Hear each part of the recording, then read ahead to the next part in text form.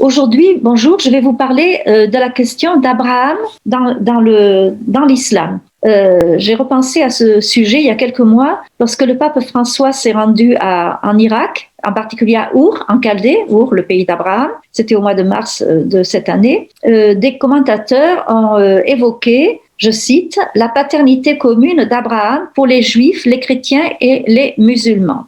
Et il faut reconnaître aussi que l'islam se réclame d'Abraham. Alors, il s'agit de clarifier bien cette approche, qui n'est pas aussi évidente. Pour commencer, je vais citer le grand philosophe Rémi Brague, qui est toujours très clair, comme vous le savez. Donc, je le cite. En nommant les trois religions d'Abraham, on croit s'engager sur un terrain d'entente en invoquant un ancêtre commun. En réalité, on met plutôt le doigt sur une pomme de discorde. Ce n'est pas parce que les noms sont identiques que les personnages le sont. Or, ce que racontent les livres saints des trois religions, donc judaïsme, christianisme et islam, au sujet de ces personnages, n'est pas uniforme, loin de là. Et on peut faire la même réflexion pour tous les personnages dont on trouve le nom dans le Coran et qui sont empruntés à la Bible. Il y a beaucoup d'emprunts bibliques, mais le grand élément à souligner, c'est que ces emprunts, les noms des personnages sont souvent les mêmes, une partie de leurs histoires aussi, mais ils ne s'inscrivent pas dans la révélation biblique, ils s'inscrivent dans une perspective qui lui est étrangère, que je vais essayer de vous montrer. Alors, je reprends un petit peu le propos. Les fidèles du judaïsme et du christianisme sont bien les héritiers communs du patriarche mésopotamien, donc Abraham, puisqu'ils ont en partage toute l'histoire biblique, juifs et chrétiens.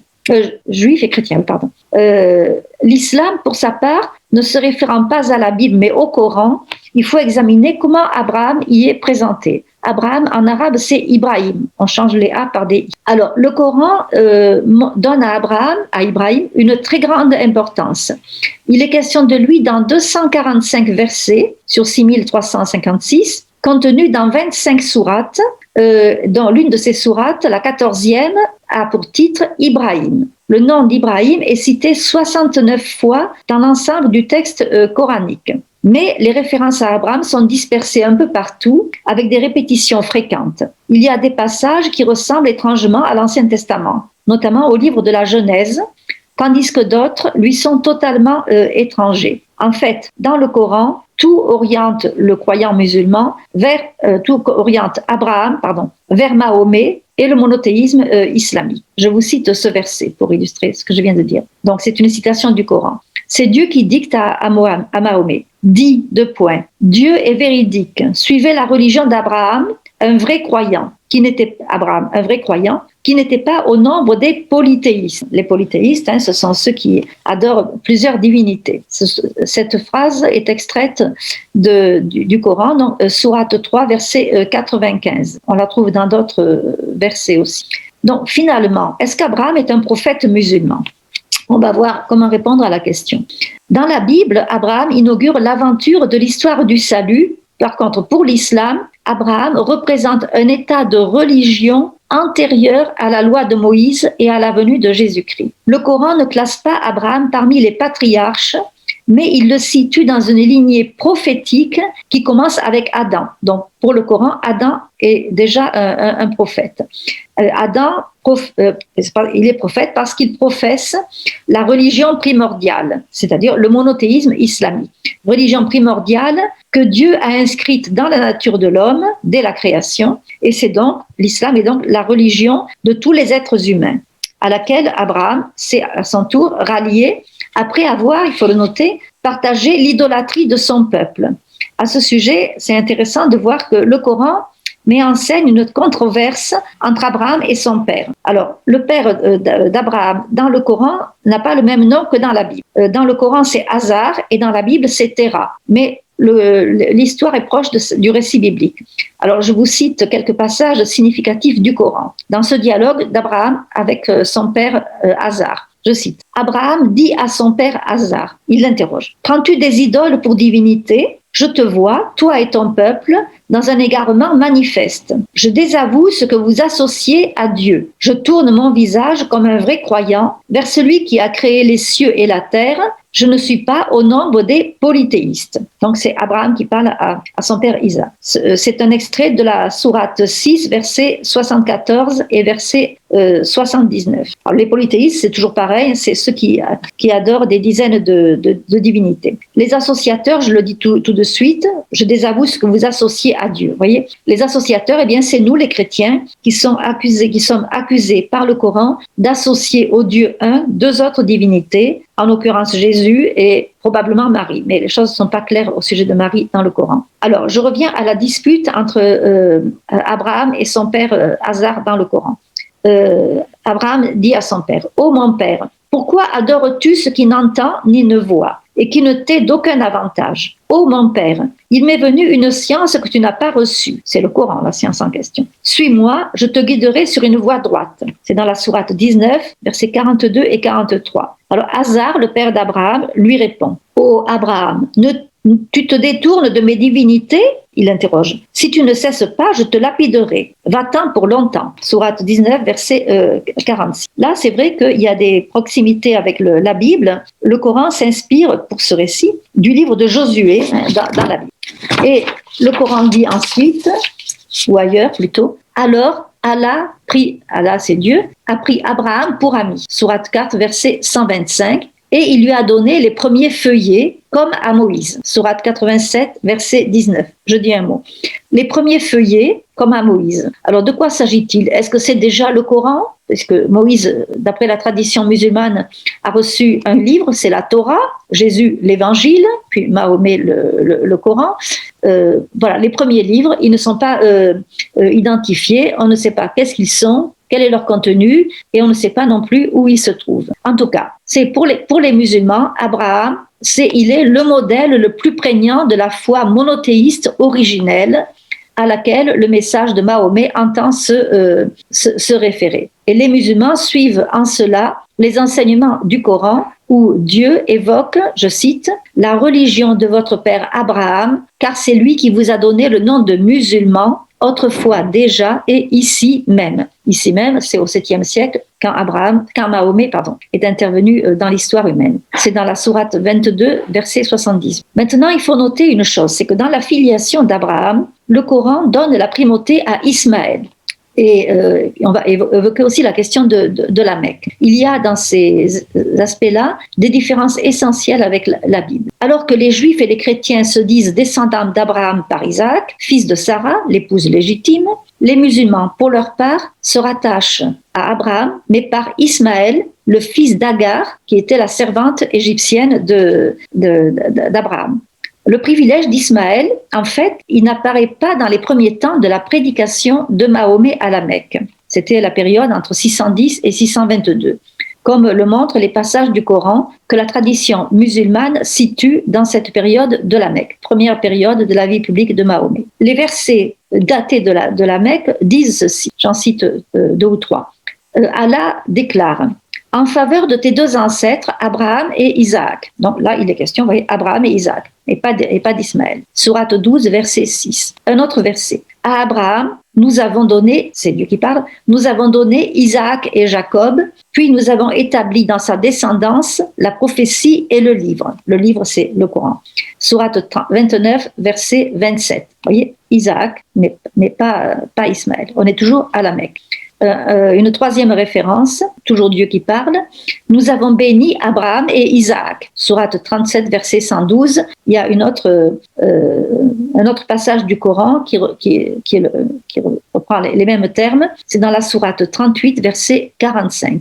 Et puis Mahomet, donc toujours à la Mecque, reprend cette attestation. On cite Mahomet. « J'ai suivi la religion de mes pères. Abraham, Isaac et Jacob, nous ne pouvons associer quoi que ce soit à Dieu. » Sourate 12, verset 38. Là, je vous ai dit associer, le fait d'associer, c'est le reproche adressé aux chrétiens qui sont coupables, d'après le Coran, d'associer deux divinités au Dieu un. Alors il y a eu une rupture dans la vie publique de Mahomet. À partir de 622, n'étant pas admis plutôt, accepté, suivi par ses compatriotes de la Mecque, il a émigré à Médine, à 300 km au nord de la Mecque. Cette émigration, ou hégire comme on dit dans l'islam, elle a eu lieu en 622 et Mahomet y a vécu jusqu'à 632, c'est-à-dire la date de sa mort. Donc nous sommes là maintenant à Médine. Et subitement, Ismaël occupe la première, voire l'unique place dans l'héritage abrahamique. C'est fondamental ça. Je vous cite un verset significatif. C'est Dieu qui parle encore. Donc nous sommes à Médine, hein, notez bien. Nous avions inspiré Abraham, Ismaël, Isaac, Jacob, les tribus. Sourate 4, verset 163. Voyez, Ismaël devance Isaac. On trouve la même information dans la sourate 3, verset 84. Alors, à Médine, tous les textes coraniques qui mentionnent les rapports d'Abraham avec Ismaël, avec les Arabes et avec la Mecque, notamment la Kaaba, le temple musulman, ont été chronologiquement proclamés au cours de la période médinoise de la carrière de Mahomet. Vous voyez, donc la suprématie de Ismaël. Un auteur dit ceci: jamais durant la période mécoise, au début de la prédication de Mahomet, donc jamais durant la période mécoise, la combinaison Ibrahim-Ismaël ne se trouve réalisée. Les deux noms sont toujours matériellement séparés l'un de l'autre quand ils sont mentionnés dans un même ensemble de versets, ce qui peut arriver, mais ils ne sont plus ensemble. Alors, le tournant la Mecque-Médine, il intervient dans un double contexte très, très intéressant à voir. D'abord, le constat par Mahomet des désaccords doctrinaux entre juifs et chrétiens. Le Coran se fait l'écho de ces désaccords doctrinaux, de ces disputes, si vous voulez. Par exemple, à la sourate 2, verset 113. Je vous cite le verset 2, 113. Hein. Les Juifs ont dit, : les chrétiens ne sont pas dans le vrai. Les chrétiens ont dit, les Juifs ne sont pas dans le vrai. Et pourtant, ils lisent le livre, c'est-à-dire le même livre, si vous voulez. Dans un autre passage du Coran, on peut lire: les factions se sont disputées entre elles. Les factions, selon la tradition musulmane, ce sont les Juifs et les chrétiens, qui se sont donc disputés pour savoir qu'est-ce qu'il fallait suivre, quel était vraiment leur lien avec Abraham. Alors voilà, le premier contexte, c'est, je répète, le constat par Mahomet des désaccords doctrinaux entre Juifs et chrétiens. Deuxième contexte, le refus des Juifs de reconnaître Mahomet comme prophète, ce qui justifie le changement d'orientation de la prière. Sur ordre d'Allah, jusque-là, les musulmans qui priaient orientés vers Jérusalem doivent désormais prier en direction de la Mecque. C'est la sourate 2, verset 143, qui impose ce changement d'orientation. Et puis, je vais vous citer un passage du Coran qui clôt tout le débat sur la religion d'Abraham et qui consomme la rupture de l'islam avec le judaïsme et avec le christianisme. Alors, c'est Dieu qui dit dans le Coran. Donc, Abraham n'était ni juif ni chrétien, mais il était un vrai croyant soumis à Dieu. Un vrai croyant soumis à Dieu, c'est-à-dire un musulman. Il n'était pas au nombre des polythéistes. Certaines traductions ne mettent pas polythéiste, mais associateur. Hein, on a vu ce que ça veut dire. Je continue la citation. Les hommes les plus proches d'Abraham sont vraiment ceux qui l'ont suivi, donc l'Abraham tel qu'il est vu dans le Coran, ainsi que ce prophète Mahomet et ceux qui ont cru. Dieu est le maître des croyants. Une partie des gens du livre, les gens du livre sont les juifs et les chrétiens, donc une partie des gens du livre aurait voulu vous égarer, ils n'égarent qu'eux-mêmes et ils n'en ont pas conscience. C'est un passage capital du Coran qui scelle cette rupture donc dont je viens de parler. Nous sommes là dans la sourate 3, versets 67 à 69. Alors, je reviens à la question d'Ismaël par rapport à la descendance, à la promesse de Dieu et au sacrifice que Dieu a demandé à Abraham, le sacrifice de son fils. Dans la Bible, nous lisons, c'est Dieu qui parle. Par ta postérité se béniront toutes les nations de la terre parce que tu m'as obéi. Dieu s'adresse ainsi à Abraham après que celui-ci ait accepté de sacrifier Isaac. Alors le Coran reprend l'épisode de la demande de Dieu du sacrifice de son fils, mais ce n'est pas clair, on parle d'un songe. Vous pourrez lire tout ça dans la sourate 37, versets 101 à 111. D'abord, il n'y a pas une demande explicite, et d'autre part, le Coran ne désigne pas le nom de l'enfant concerné par la demande du sacrifice. Cela dit, l'enfant voué au sacrifice échappe aussi à la mort, comme dans la Bible. Alors, la tradition musulmane s'est penchée sur le sujet et elle a opté pour Ismaël en se fondant sur le texte biblique où Dieu ordonne à Abraham d'immoler son fils, son premier-né, son unique.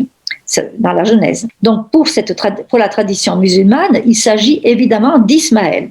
Mais le Coran reproche aux Juifs d'avoir échangé Ismaël contre Isaac, selon l'affirmation d'un ancien rabbin converti à l'islam, qui a été rapporté par un des premiers califes de l'islam. Alors, par ailleurs, donc, l'identité de l'enfant voué au sacrifice n'est pas connue.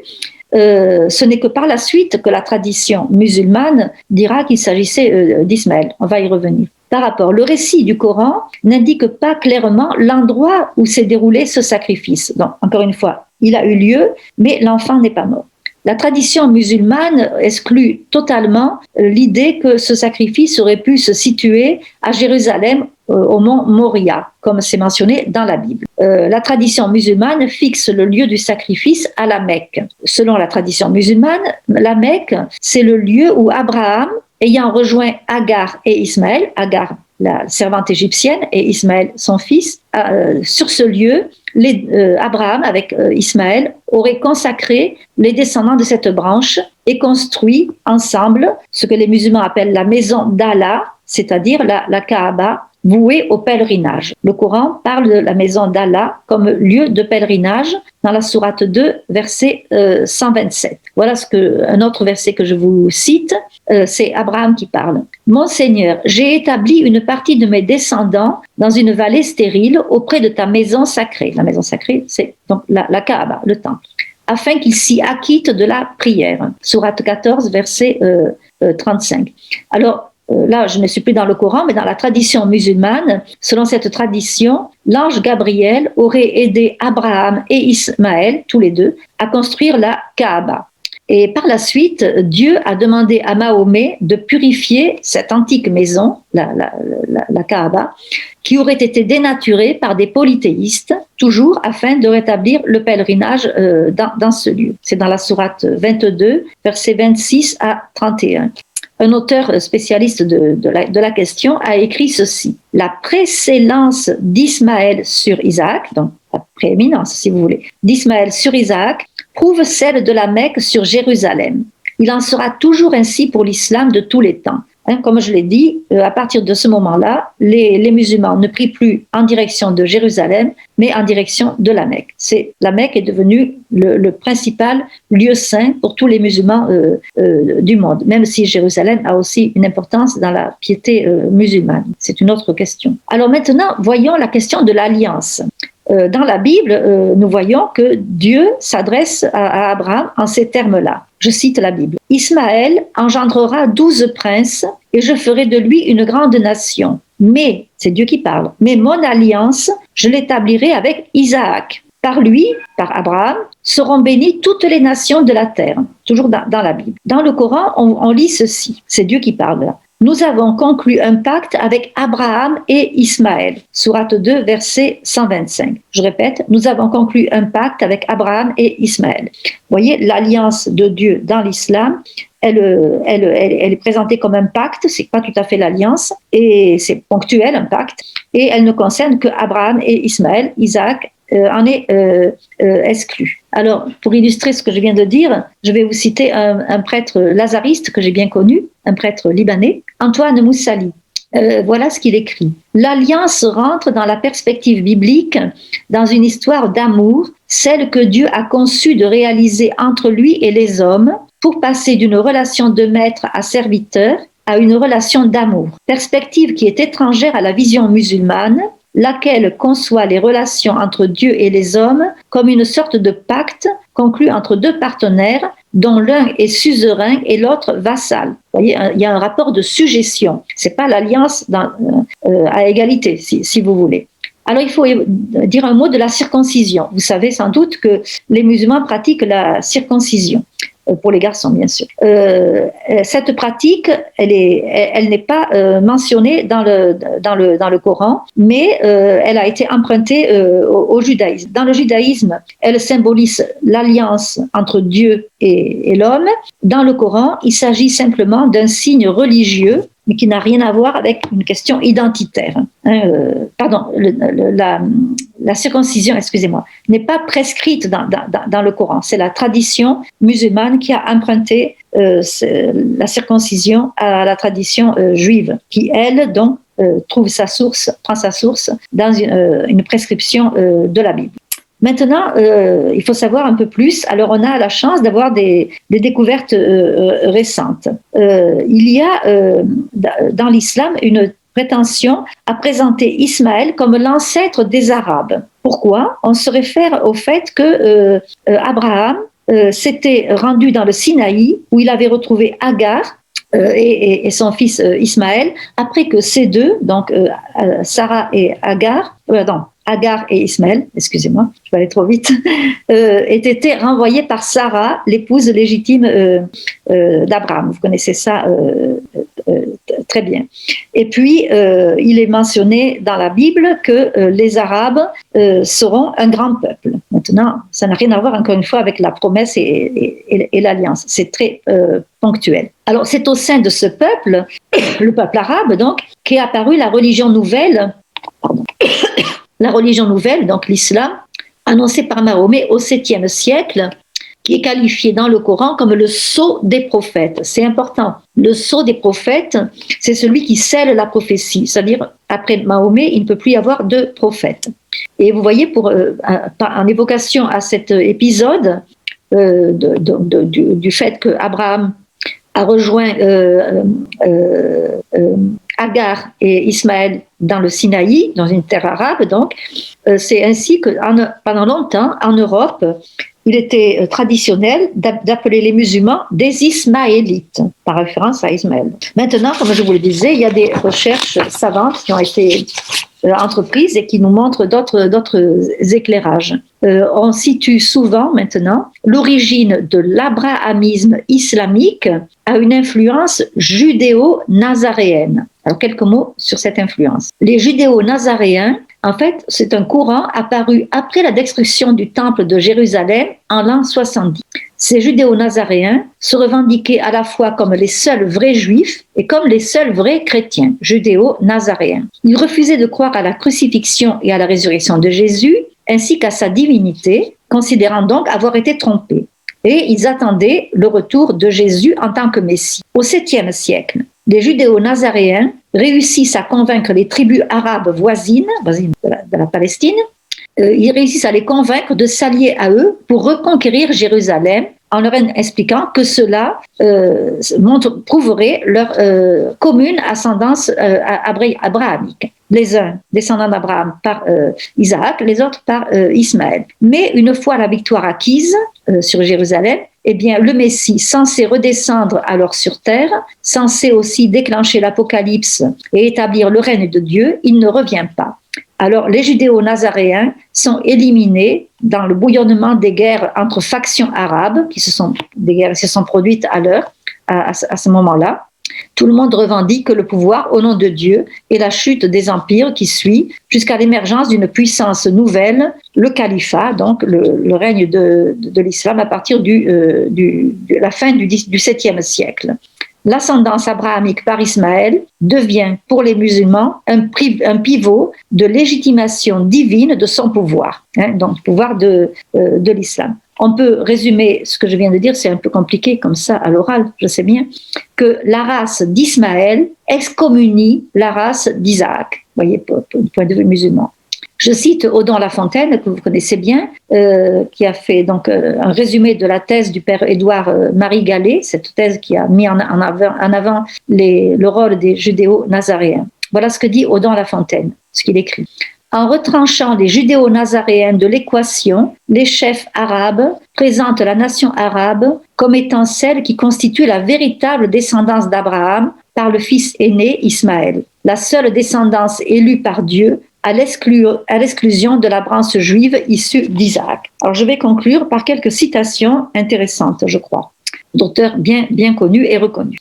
Le premier auteur, c'est un prêtre maronite qui est décédé maintenant, mais qui a écrit des livres passionnants sur le sujet, le père Michel Hayek. Je le cite. « Si on a raison d'accorder à Abraham une importance décisive dans la vision de l'histoire religieuse des trois monothéismes, je répète, judaïsme, christianisme et l'islam, on aurait tort de confondre les plans sur lesquels juifs, chrétiens et musulmans se situent par rapport à la foi, à l'espérance et à la charité abrahamique. En effet, de tous les prophètes communs à la Bible, à l'Évangile et au Coran, c'est précisément Abraham qui accentue la rupture entre les trois religions.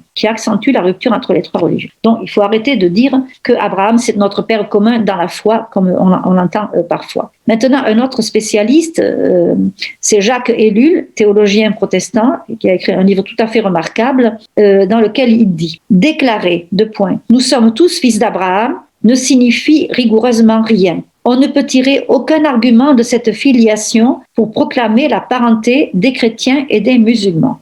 Je poursuis. Le type de filiation n'a rien à voir avec un modèle ancestral et généalogique. Ici, nous sommes entrés dans un domaine spirituel et les œuvres préconisées par le Coran ne me paraissent pas tout à fait comparables à celles d'Abraham. Enfin, le père François Jourdan, un prêtre eudiste de France, historien des religions, il écrit ceci. « Les musulmans rejettent la Bible comme falsifiée. Comment pourraient-ils s'en réclamer avec les juifs et les chrétiens comme du père commun Abraham ?» Puisque la Bible est falsifiée, donc les chrétiens et les juifs et les chrétiens ont falsifié même le personnage d'Abraham en supprimant des éléments qui paraissent importants pour le Coran. Vous voyez, donc les trois religions ne peuvent pas se réclamer du même père dans la foi, Abraham. Le père Jourdan continue. La thèse de l'abrahamisme du Coran me paraît théologiquement difficile à défendre. L'apparence du même nom et des allusions à des récits bibliques a trompé beaucoup de monde. Je dois quand même terminer avec Rémi Brague, que j'ai cité au début. Voilà ce qu'il dit. L'Abraham que les trois religions auraient en commun est une vague abstraction. Accepter cet Abraham, ce serait pour chacune des trois, donc, renoncer à une dimension de sa foi. En fait, ce qu'il faut bien comprendre, c'est que l'islam se veut en réalité une religion adamique et non pas abrahamique, même si l'islam se présente comme religion abrahamique. Je dis adamique puisque, comme je l'ai mentionné tout à l'heure, Adam est le premier musulman de l'histoire, premier homme créé et le premier musulman puisqu'il a accepté la religion musulmane que Dieu a inscrite dans sa nature. Et puis, dernière citation, c'est du père Jacques Jaumier, un dominicain de Toulouse, qui a écrit des livres remarquables. À propos, là, j'élargis le débat. On n'est plus seulement avec Abraham, mais dans l'ensemble des emprunts bibliques que l'on trouve dans le Coran. Jacques Jaumier commente cette réalité de la manière suivante. C'est une véritable relecture des événements bibliques qu'offre le Coran, relecture que les musulmans présentent comme le rétablissement d'une vérité qui aurait été défigurée. Voilà, tout est dit dans cette citation. Et pour terminer, pour de bon, je dirais que l'islam a des histoires, il a des histoires qui sont empruntées à la Bible, mais à d'autres traditions aussi. Il n'est pas une histoire, il n'est pas l'histoire de Dieu avec l'humanité. Il ne s'inscrit pas dans la révélation. Il y a trop de flou et de contradictions sur les lieux, sur les événements, sur les dates, pour qu'on puisse vraiment en déduire que c'est la même filiation. Voyez, donc retenez bien ça, c'est très très important. Et ça peut être un sujet de dialogue avec les musulmans que vous rencontrez, de bien leur montrer que ce n'est pas le même Abraham que eux et nous vénérons. Voilà, je vous remercie.